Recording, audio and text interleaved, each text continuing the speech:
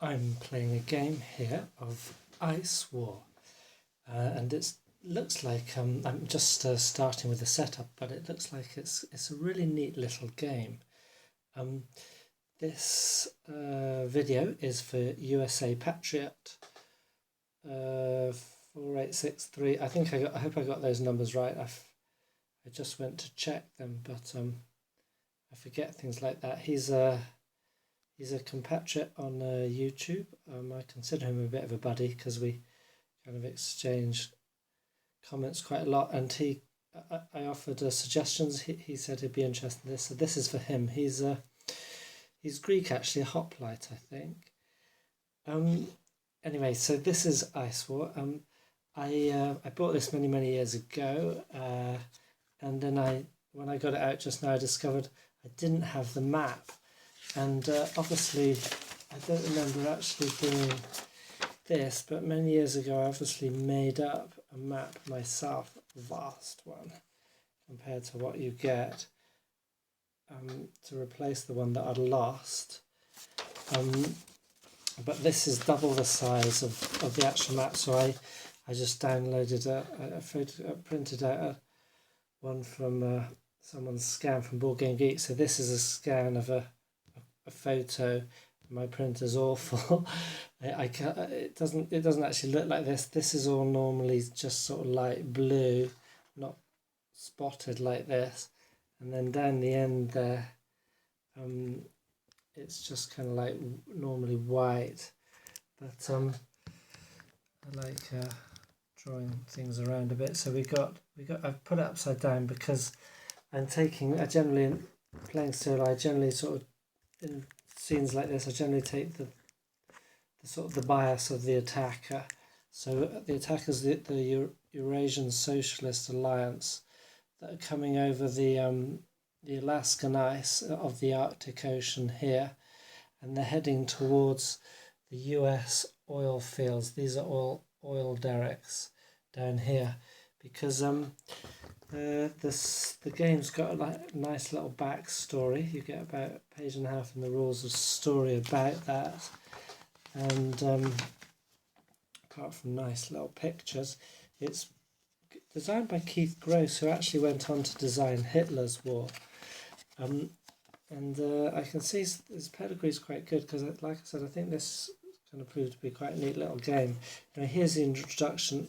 It's actually in 2007, so we're past this now. This is the past. But the idea is that the Eurasian Socialist Alliance was kind of like mighty, and it was just a few NATO nations and the US against them. The Eurasian Socialist Alliance overruns Europe, so it's down to the US. The US has got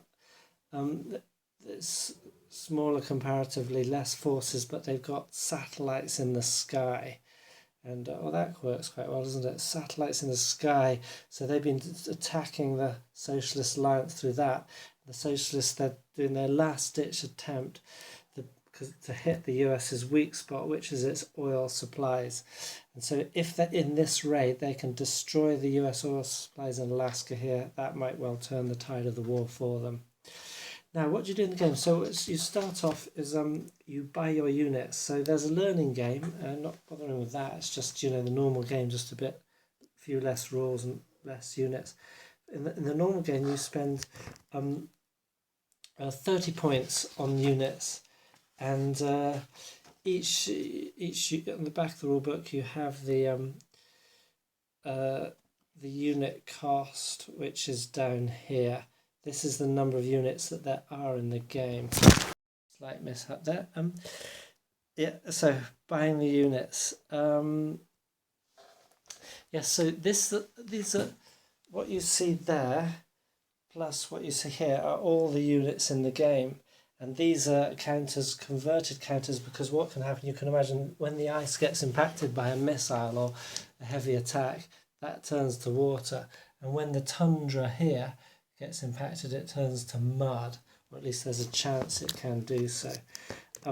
So there's lots of units in the game, but you're only going to buy some of them, and that already is really interesting, because you can see you've got great arrays units. These are the US. There's less units because of, don't forget, they have their satellites and missile weapons and stuff. And I spent 30 on this for the ESA, and then for the USA, most of their weapons are in space. These are actually all reinforcements, so these normally cost. Let me zoom in so you can get a good look. So these are infantry units. They normally cost 1 each, but taking them as reinforcements, which means there's a bit of a random entry. They might get destroyed before they come on. They cost half, and then these tanks cost 2. So units cost either 1 or 2, but as reinforcements, again, these are only costing 1.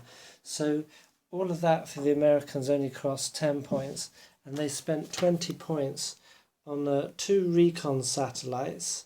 I'll tell you why those are useful in a minute. And then 2 orbital weapons platforms with 6 missiles each. And then there's their reinforcements. Now, the recon satellites are useful because I set up my ESAs like this, because this is called a command sled. There's only one in the game, but essentially that stacking in a hex is unlimited. So anything that is in the hex with that is shielded. It's hard to detect because it shields them with, I guess, electronic warfare. Oops, I dropped the counter. Electronic warfare and so forth from the satellites. So you can imagine that this is the configuration as these come zooming in somewhere from the north. This is the north. Heading south down to the Arctic, and they're all hidden at the moment in the same hex as the command sled. That's just their configuration, I imagine. So the recon satellites have a chance to detect the command sled, and then once they're detected, obviously the orbital weapons platforms can start firing missiles. Now this could be a risky proposition, because if a missile hits your hex, everything in that hex is obliterated. But fortunately, in the turn sequence, missile attacks happen before the recon satellites search. So you will have a turn to sort of, once you're searched, to do something about it. Yes, so apart from these forces, the satellites, I also bought 4 outposts. So these essentially, they have everyone has a zone of control as per normal, and these have a second hex radius for searching. So again, they're searching for anything that may come on undetected. So that's where I am at the moment. I've just bought the units. I've had a quick flick through the rules, and it looks like it's going to be fun. And I'll come back to you in a bit. I thought I'd just show you a bit of the rules. I won't lift the book up because then you'll get a lot of glare. But it's 24 pages, but that's the story. Got your counters there. Preparation for play, victory conditions. Essentially, if it's a draw, if only 4 oil fields are destroyed. If all 9 are destroyed, decisive victory. If none are destroyed, US decisive victory. So here's the game turn sequence. We've got the ESA missile phase, movement phase, then combat phase. Then it's the US turn, his missile phase, satellite search phase, reinforcement phase. You roll to see if your reinforcements come in. Movement and then combat. So that's it. Then we have a movement discussed, a little diagram showing what happens. With the units, maybe I should explain a little bit more about the units. So these, your units come in 3 types. You have infantry, then you have sleds. That's why it has an S, that indicates its movement type. The middle number is the movement number, and the far left number is the combat type. Now that's important, the movement type, because sleds will sink if ice is converted to water. I've got all sleds. I could have bought hovercraft. This fellow here is a hovercraft. So obviously hovercraft doesn't care if if ice turns to water, or if tundra turns to mud. Sleds can go on tundra or mud or ice. And then the other thing to say, so these are transports, so they're transporting the infantry. These are just standard tanks. Oh yeah, that's another type of movement type, tanks. These are heavy weapons sleds. These are my 2 missile sleds, and that's the command sled. Then these are tanks and infantry. And the Americans have they have there's another outpost. Then they have these, which are called I can't remember what the acronym they use, but it's VERTOL. So it's vertical takeoff and landing. So they're actually very useful transports in that they can pick up and drop off in the same turn. The other transports cannot drop off the same turn they pick up. And they have recon sleds, some hover, I think those are transports, and some more tanks. So not such a great selection, a big selection to choose from the for the Americans, but there are the 2 recon satellites, which that would represent their search, and don't forget the 2 orbital weapons platforms. So back to rule book. We've got stacking and a limited number per hex. Then we have combat. What happens when adjacent? It's not mandatory, it's voluntary. We have notes on terrain conversion under those attacks. Then we have notes on missiles. So you have missile sleds from the ESA, and the Americans have satellite missiles. And their satellites can intercept missiles. And we have notes on ESA secrecy. So like I said, that command sled has kept all those screened, so they will be moving secretly. Recon satellites, how they function. That's their search radius, US outposts. Loss of command. So what happens if your command sled's destroyed, apart from the fact that your units are revealed? Their multiple attacks will... So 1 unit attacking is fine, but if multiple units in multiple hexes attack, they've lost command control, so they go down 1 column on the combat column. The rules for US reinforcements, so release and arrival. On a 1 or 2, you can roll for each one, all of them in a turn. On a 1 or 2, they arrive. On a 3, it's arrived but it's inactive. A 4 or 5, you have to wait next turn, and on a 6, it's considered destroyed in combats off the map. Then there's VERTOL transports, how they work. And as the ESA player, you don't know the US reinforcements. So in this game, it would be very interesting, because if it was 2-player, it's interesting for me as 1 player, but essentially that's all you would see is these. I move that outpost slightly to try and sort of guide the ESA down there. All we would have is these 4 outposts, and the American reinforcements are hidden. These are all cloaked, and so there would just be secret movement, and then we've got the satellites up in the sky, so they'll be searching and moving, and then reinforcements gradually coming in. Back to the rules. So we've got missile types now. So that's all the rules. Now we're on to optional rules, which are ESA can have small missiles, improved missiles, multi-warhead missiles. So I guess you can see that's a large area they impact. And then there's a US secrecy optional rule. So I haven't really read that, but I guess that does what it says. Then we're on to the combat results table. On the 1-to-1 column, you go from, let's see if I can, yes, you can see that.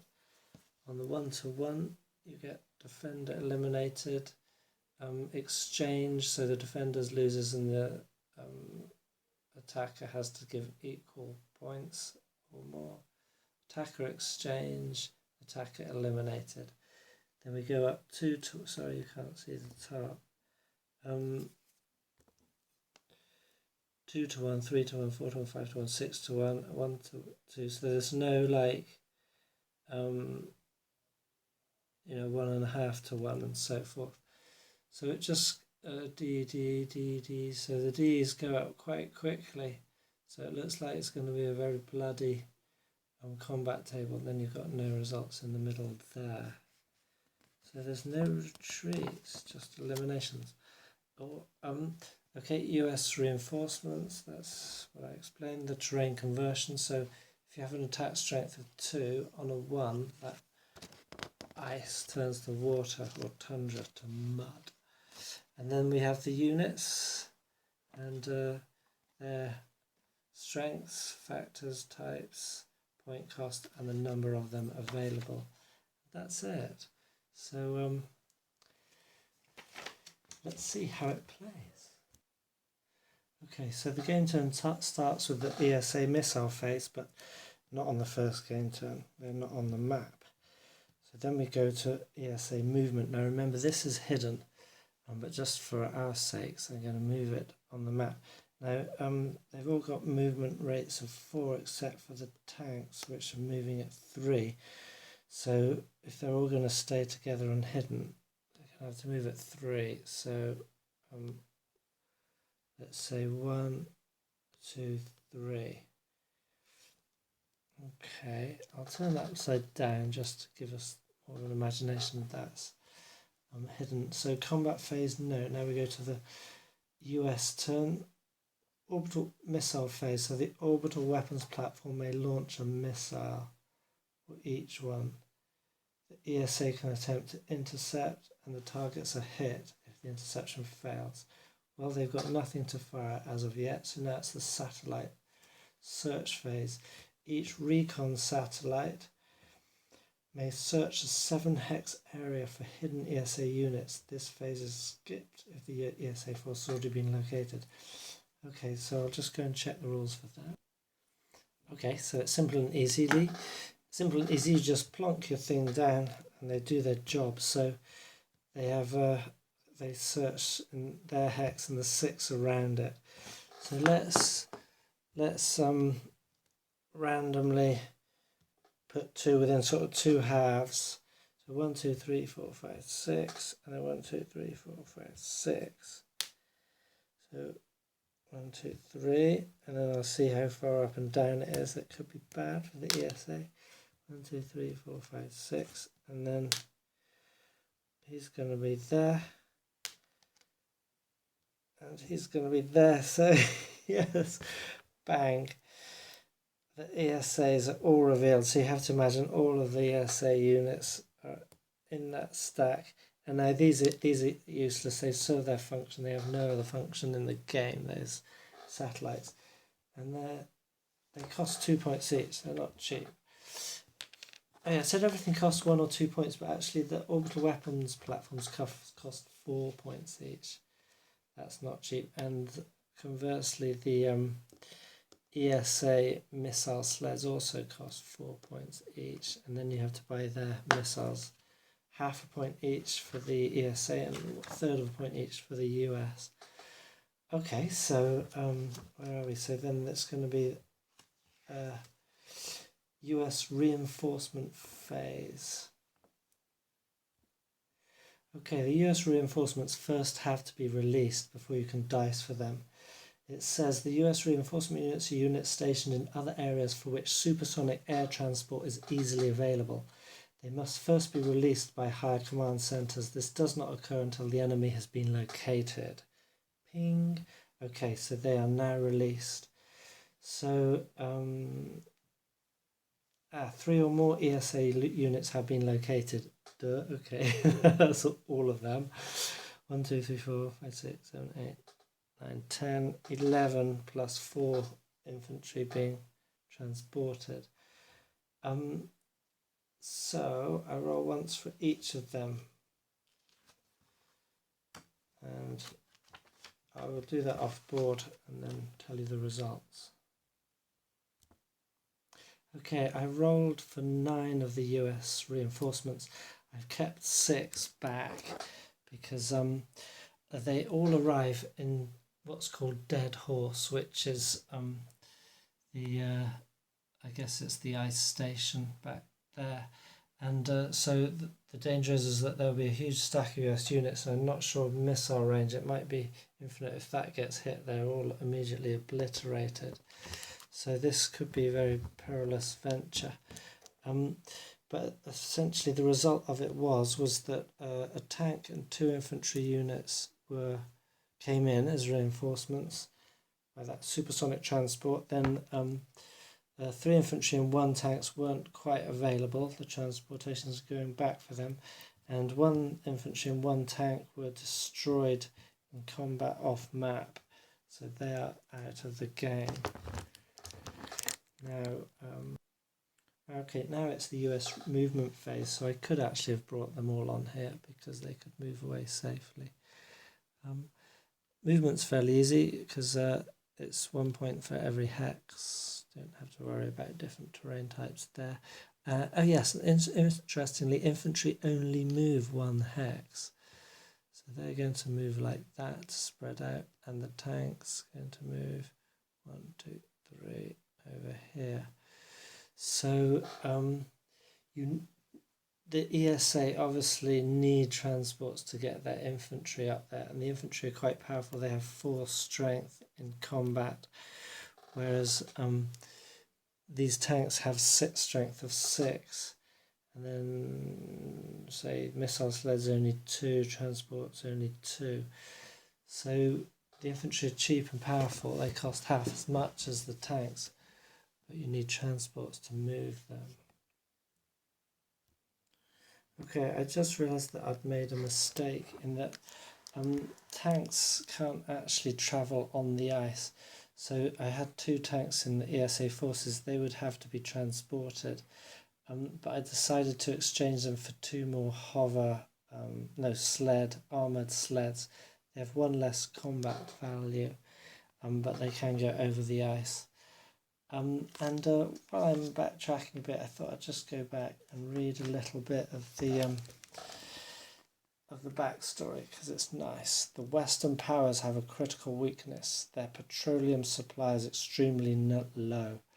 Western industrial needs are not supplied by nuclear reactors, as with the ESA, and petroleum is now only being supplemented by thermonuclear power plants and solar energy. This is 2007, remember.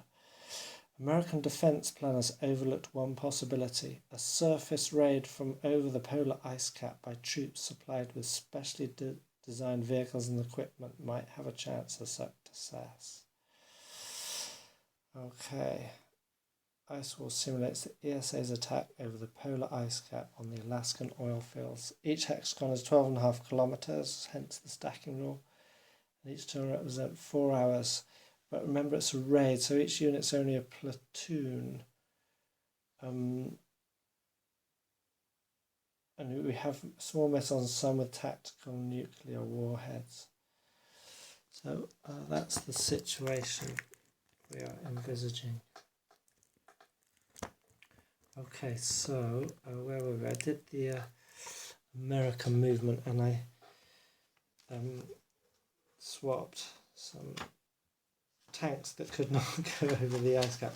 The ESA quickly revised their plans, realising their fatal mistake. Our tanks are sinking.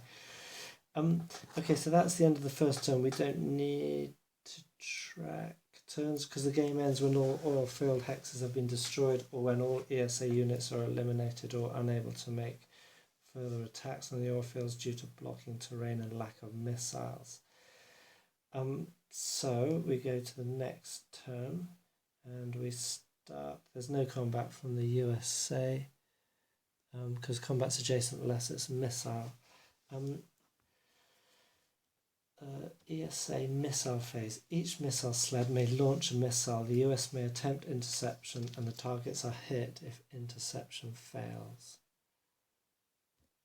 Okay, the ESA won't be launching any missiles because basically they can be intercepted according to the range. If the range is 6, they are intercepted on a 1 to 6 on a d6. If it's 5, they're intercepted on a 1 to 5 and like that. So over range of 6, they're 6 and over, they're automatically intercepted from outer space.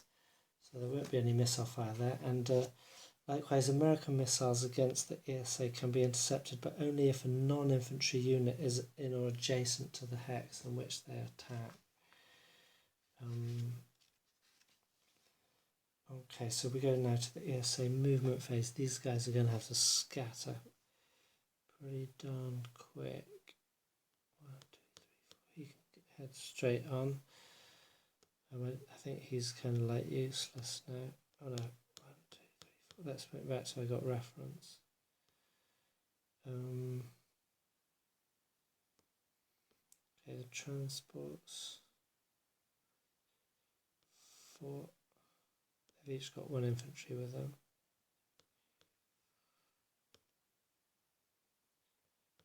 4.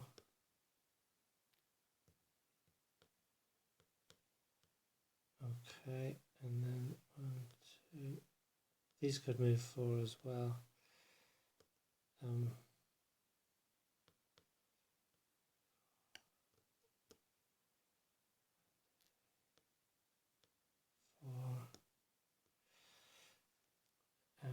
Okay, when I was my quick planning of this was just a quick 1, 2, 3 strike force. Hence, they're all sleds. If they get hit, they get hit.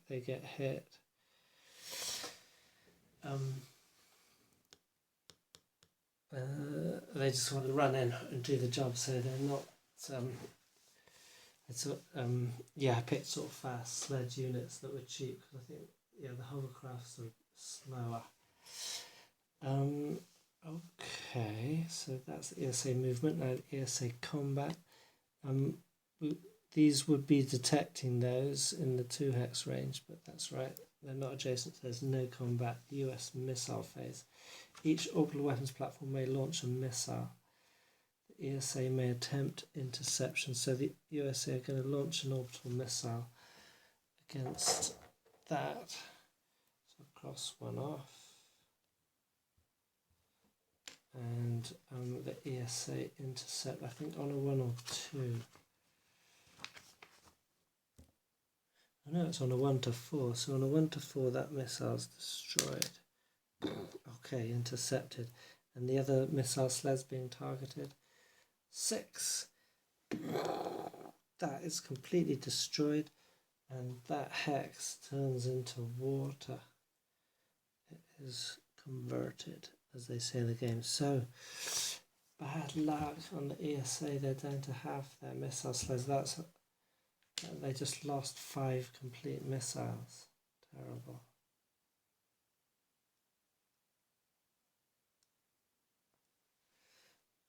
Okay. So US satellite search phase, we don't need that. Reinforcement phase, bring them on. No reason not to, so I'll roll for that.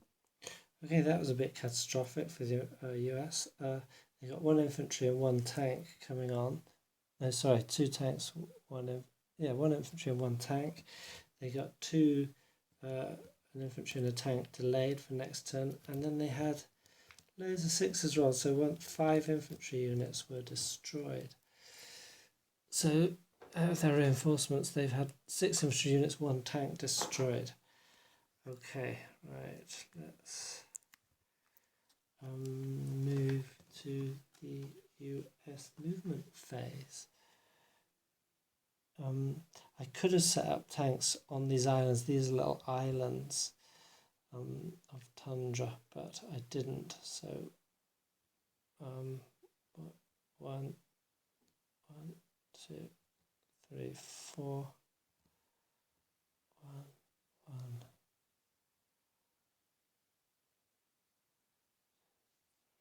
Okay, I mean these are still a long way away, we can play with that later. No combat and no ESA missile phase, so a new game turn. Again, none. Okay, ESA movement phase, no. Oh, looks like I got 3 missile sleds. Must have missed. No, those are transport, so accidentally fired against a transport. It should have been a missile sled, so I'll say, yeah, that's the other missile sled. Okay, that transport's still there. That's my dead pile at the top there. Okay, so 1, 2, 3. Oh no, because we've got zone of control, so we'll skirt that. 1, 2, 3, 4. 1, 2, 3, 4. 1, 2, 3, 4. 1, 2, 3,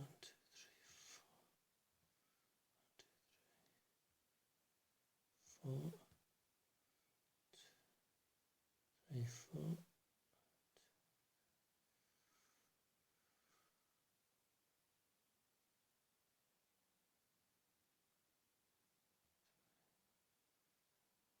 1, 2, 3, 4. Okay. ESA combat, none. We're just skirting those. That they're not necessary now anyway. That I could have got one more of those and maybe made a bit more of a barrier to sort of guide them round. Maybe next game. US missile phase. So well, that was very successful last time. So let's launch 2 more. Which brings us down to 8 missiles. Again, 1 will be at the other missile sled. And 1 to 4. You can only roll once, by the way, on this. 5. The other missile sled's gone. Oh no. And the next one will be at an armoured sled. 6. He's also destroyed. Okay. US reinforcement phase. Okay, I've got 2 to roll for there. And 1's delayed and 1 comes on. US movement phase. Okay, move him there. Don't know. Move the others up here like that. Combat, no. New turn. No missile phase for the ESA. Just movement. So 1, 2, 3, 4.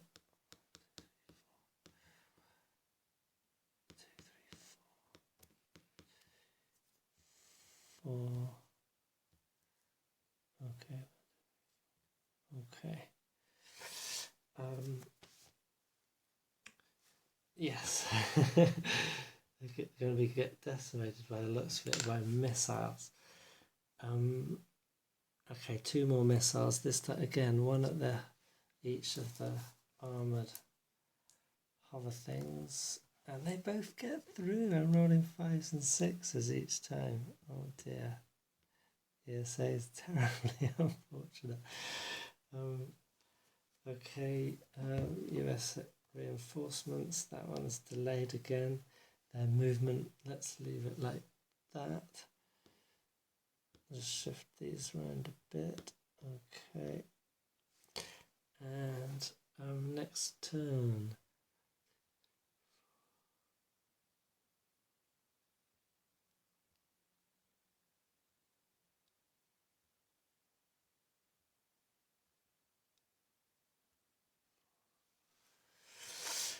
Okay, 2 more missiles raining down. There's 4 left after this.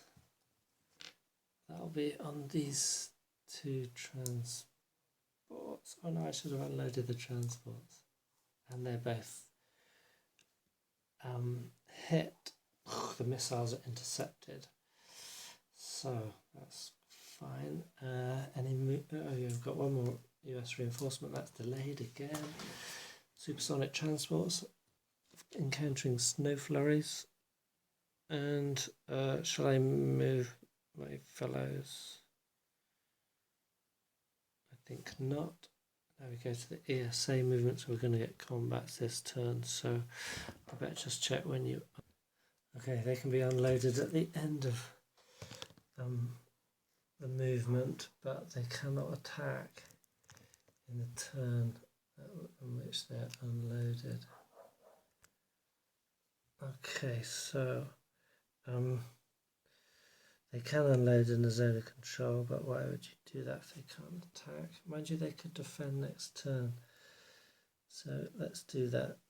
Okay.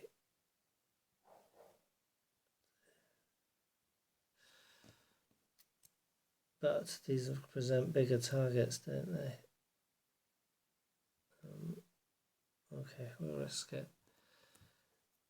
No, but yes, okay. 1, 2, 3, and then that can move off again. So,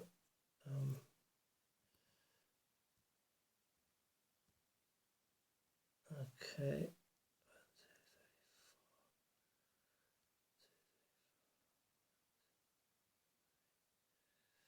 4, and got 1 infantry left who's still on.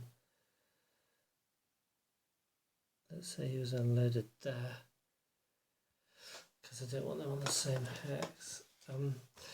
Okay, so the US fired 2 more missiles, and they have 2 left after this. So 1 against there, on a 5 or 6, it's a gunner. No, it's fine, intercepted. And the other one against the hover tank, no, intercepted.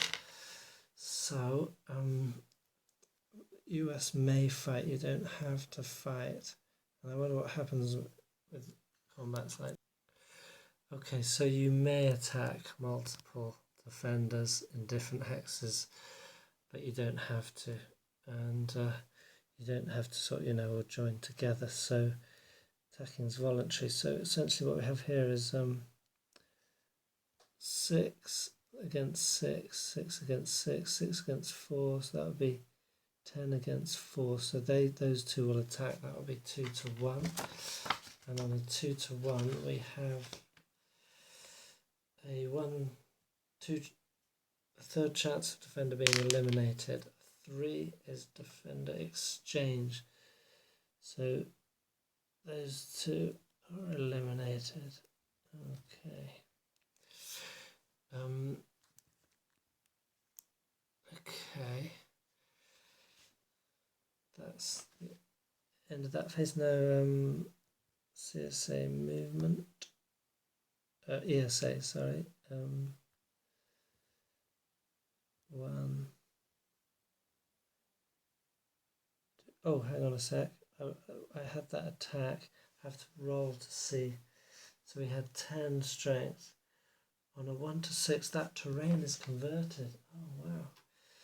So that infantry unit would have sunk even if he hadn't been eliminated. Okay, that ice has turned to water. So anyway, the ESA movement. So he better go there on dry land. Phew. 1, 2, 3, 4. We're going to try and take out the combat units, and then we'll take out the ore fields at our leisure, if we can take out the combat units. Now that he's probably going to get sunk, so let's say he's loaded on there. You can move out of the enemy zone of control. 1, 2, 3, 4. So they're going to be a nice inviting target. These sleds will also sink. 1, 2, 3. Oh dear, so we're not going to get the attacks. Getting off the ice.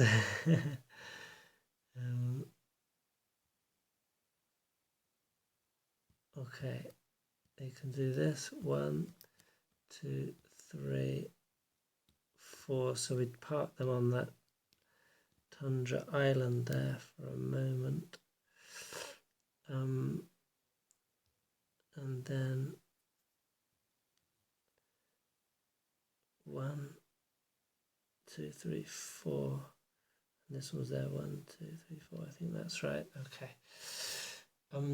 Okay, so then we go to the ESA that fire their last 2 missiles. And one will be like this one. So intercepted.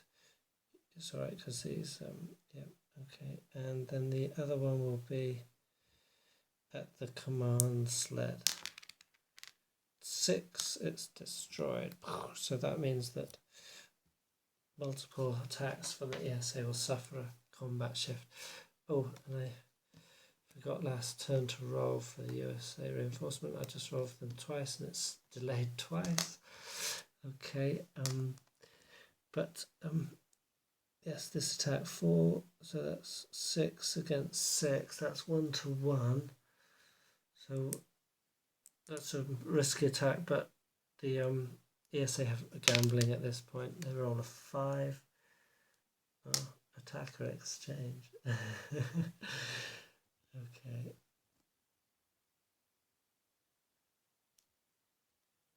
So that wasn't great.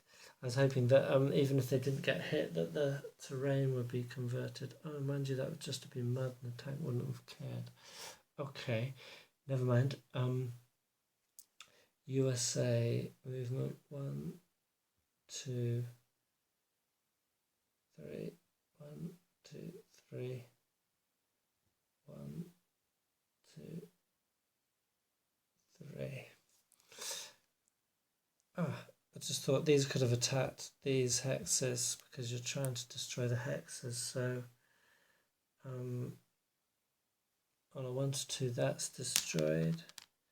Okay, so that's converted. So the ESA destroyed 1 all field, and this one will be converted on a 1. No, because that's 2 strength attack. That's a 4 strength attack. We can get even closer, can't we? Because it's all happening up here now. Oh, I have to move the tripod closer. Okay. There's the town of Dead Horse. Sorry, it's upside down. So that's the US turn. Now we're back to. They have no more missiles. Back to the ESA. I'll roll for that reinforcement again next turn.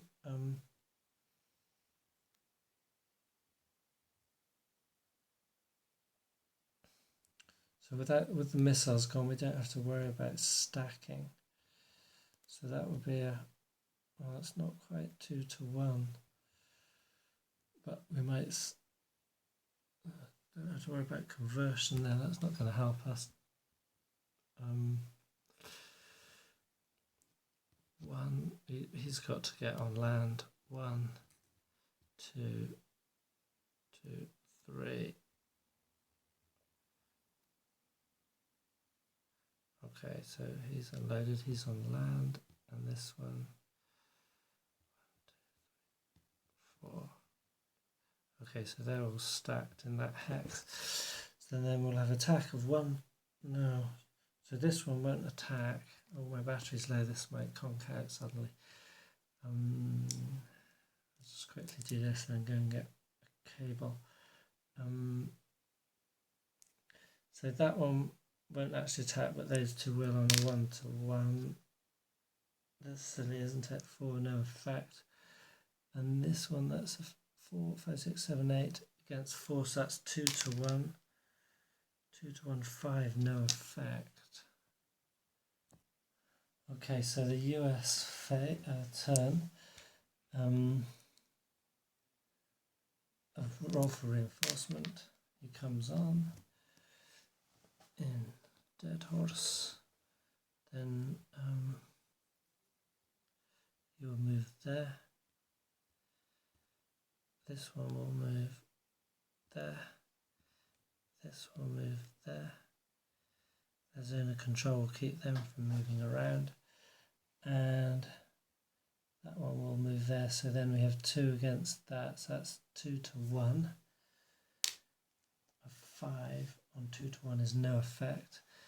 And then These are all stacked there, aren't they? So they're not going to attack. Okay, the ESA turn. So this has become a bit of a bog standard game. Now we've run out of missiles, everything's been revealed, and we're just down here duking it out. Maybe I'll just do the resolution off screen for you. Okay, I just thought I'd say that I'd forgotten to be rolling for the conversion, and their attack here converted that Tundra Hex to mud, and sled mobiles can't actually move into mud. So he's in a mud hex, so he'll be okay, but those attacks won't affect the infantry or the tanks, but they will affect the ESA forces.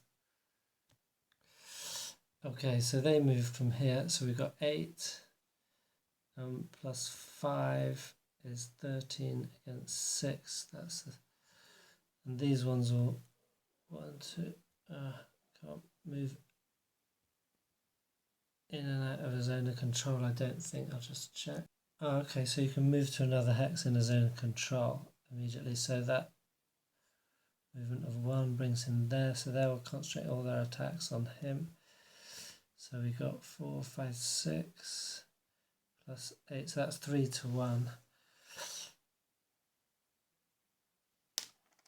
4, oh no, that's going to be nothing. 3 to 1.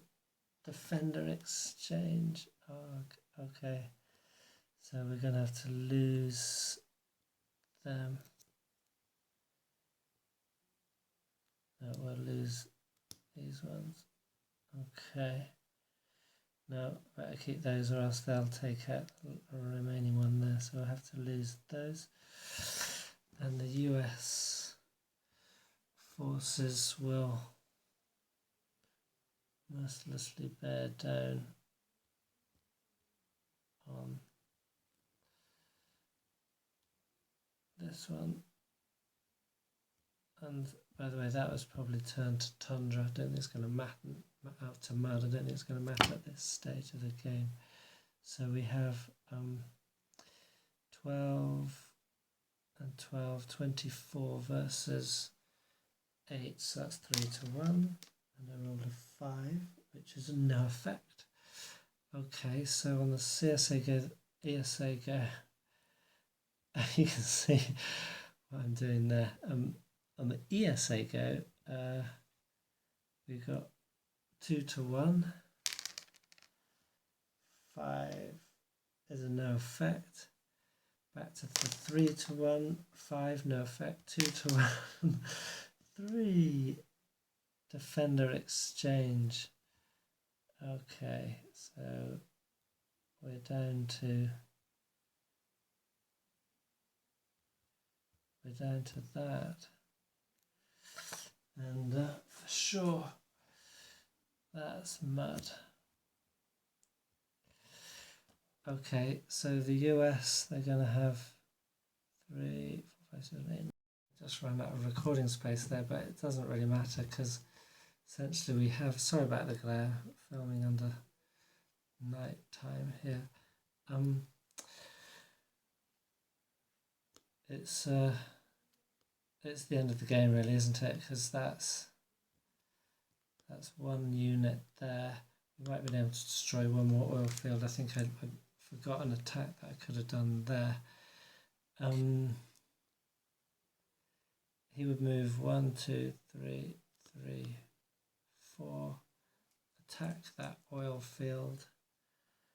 1 or 2, he destroys it. No, converts the hex, and he gets attacked on a 1, 2 to 1. We roll a 2, defender exchange. So yes, all the ESA units are gone, but only 3 US infantry units. So that was quite a close game. Now I'll leave it there for now and come back in a bit with a kind of like a summary, a view of the game from my perspective. can you see me? I don't know. I hope so. You can see my washing drying there. Yes. So summary for Ice War. Well, this was for you, USA Patriot, and I hope you liked it. I did. I think it's a neat game. I'm kind of tired now. It's a bit late in the evening for me, but I think it's neat. I'm looking over there because that's where we've got all the extra units, and I think that's where the game's really going to shine. You can see it's quite a quick game to play. So opposed, you'll go, okay, right, now either we swap sides and we have a go, and I'll work out a better plan than yours, or you do it again and work out a better plan than yours, than your own, and I think that's what the game's about. It's 30 points of attack capability is not a lot, especially when you think you've got the US is probably going to have those missiles raining down. But you can see that I also cut it a bit fine with the US with that, because I spent 12 points on 2 orbital weapon platforms and 12 missiles. That's 12 points out of 30. And then most of the rest of my points were spent on reinforcements, and some of them, which made them cheap, but meant that some of them, how many was it? 3 or 4, never actually arrived. And although we pulverised the ESA, we were down as the US to only 3 units ourselves, so it was quite a close run thing. So the US guy might take less missiles, less orbital weapon platforms, concentrate more on ground forces, and then it would be a different battle. It's quite risky taking all sleds, and you can see that didn't actually work when we got down to the tundra, because the sleds would get stuck in the mud. I think it might work if you have sled transports, take them quickly across the ice. Let's stop looking at me and let's get back to the board. Take them quickly across the ice. If I can do my... Oh, sorry. Yes. So use transport sleds because they move quicker by 1 point across the ice. Drop your infantry or tanks off here and then have them move on to the tundra. That's obviously how it's meant to go. You can, as the US, set forces up here, I believe. If you like, this line I just drew on my plexi, that represents where your furthest reach, 7 hexes from the northern edge where the ESA comes on. So that's that hex converted. So yeah, an interesting game because it's a risky raid by the ESA over the ice. They've got to go in and do their job. It's essentially a suicide raid. It doesn't matter if they all are destroyed. I only got 2 oil fields out of 9, and I needed 5 for at least a minor victory. Well, my opinion is I think it's a good game. But what about in reviews? What I'd like to do, I don't know if I've done it yet, but what I think a review ideally does is it doesn't really say so much like I like the game or I didn't like the game, but it should be more, an ideal review would be about, does this work on its own terms? Does it do what it tries to do? And in that way, I think Ice War succeeds extremely well because it's a cheap game. It's actually still cheap to get now. It's not sort of one of the most sought after micro games. It's a small package. It's quite a simple game. I mean, it's simple in itself. It's just got a few kind of interesting variables to think of, but nothing too complex. So it's quick, and within all that, it presents a lot of interest and has left me thinking, what more could I do? It would bring me back to it again. So I think for what it set out to do, it did it remarkably well. The rules are clean and sweet, and I don't know, I haven't played it enough to see if there's any kind of like holes that would be revealed I don't think there will be holes in the sense of, I think the rules probably cover all the questions that you would have, because it's not complex, so it doesn't need those rules would cover all the spaces without there being a danger of holes, I think. Unlike in great big monster strategic war games, which are so complex, you're bound to get some holes, unless you want a huge tome of a rule book. But this, I think the whole, you might get holes in the sense of winning type strategies, or problematic areas in defending, so or something like that. I don't think so. That's not the feeling I get, because it feels like it's a well thought out thing, and being simple enough, I imagine.